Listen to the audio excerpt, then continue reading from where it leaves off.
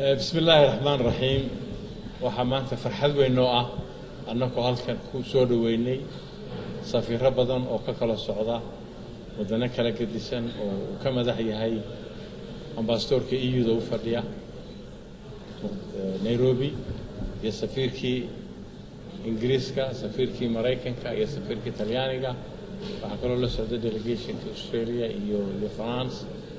شركة وين ويما دي waxaa hadina basically arkaan wax wada qabashadeedu iyo waxa aanu qabsanay so far waxaan ka wada hadalay mashaariicda naga dhaxaysa waxaan ka wada hadalnay arrimo kulug leh nabadgelyada waxaana ay aad iyo aad ugu kalsoon yihiin waxtarka ay Soomaaliland tarayeen inay tahay mid muuqata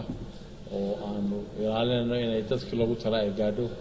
waxyaabaha badan ka wada hadalay waxa weeyaan cilaaqaadka xoojinahay wadamada qaarkood oo ay wax noo tari lahaayeen xagga horumarka xagga tacliinta iskuulada infrastructure-ka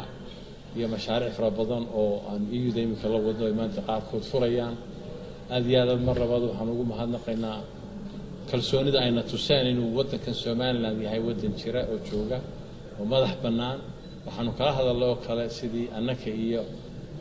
Soomaaliya si walaaltinimo oo laba wadan oo jaara aan u wada ku kala amba bixi lahayn oo aanu iskaashan lahayn annaka laba wadan oo madax oo kala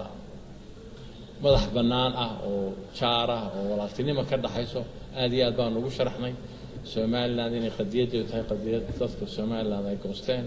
taana ay naga caawiyaan walaaladeen la hadlaan oo hadalladii soo socdaan dib u dhaceen xagga xamar bay dib uga dhaceen maadaama dhibaato ay ka taagan tahay waan ka garabsanay Turkiga oo noo soo faray idina way soo fareen ka January bay dhamaan ka dhigaynaa laakiin waxa ugu muhiimsan ugu qiimo weyn waftiga maanta inuu yimid ay noo keeneen inay tusaan dadka kalsoonida Soomaaliland lagu qabo iyo waxtarka iyo nabadgelyada iyo halka wanaagsan aynu marayno sidii loo taageeri lahaa intaas kadib ayaa waxa saxaafadda la hadlay oo qaabilsanaha arrimaha Soomaaliland iyo Soomaaliya qaramada midoobay Mr. Jean Michel Udurus waxaanu yiri we had a very fruitful discussion with President Silanyo and the ministers. A group of ambassadors, as the minister mentioned, coming from Nairobi, among Somaliland's closest partners, came today to Hargeisa to engage in dialogue on a range of issues. First of all, waxaan aniga iyo waftigeena ka yimid dalka Nairobi kulan aad u qiimo badan la qaadanay madaxweyne Silanyo iyo walibana wasiiradiisa kulankan ayaa ahaa mid aanu kaga doodaynay isla markaasina aanu kaga wada hadlaynay arrimo dhowr ah oo ay ka mid tahay wada hadallada Soomaaliya iskaashiga caalamiga ah iyo walibana sidii aanu isla barbartaaginahay dalkan Soomaaliland horumarintiisa waxaanu ka wada shaqeynaynaa isla markaasina aanu isla qaadanay in aanu horumarino dalkani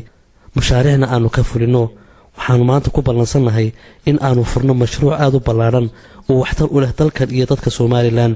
farxad ayay noo tahay aniga iyo waftigeena ka yimid dalka Nairobi ee ka kala socda dalal kala duwan in aanu maanta ku sugannahay Soomaaliland isla markaasina ay noola muuqato mid amnigeeda aad u wanaagsan yahay waan ugu mahad celinayaa qaabilaada wanaagsan ee madaxweyne Silanyo iyo wasiiradiisuba ay noo fidiyeen farxadna way noo tahay waan wada shaqeyn doonaa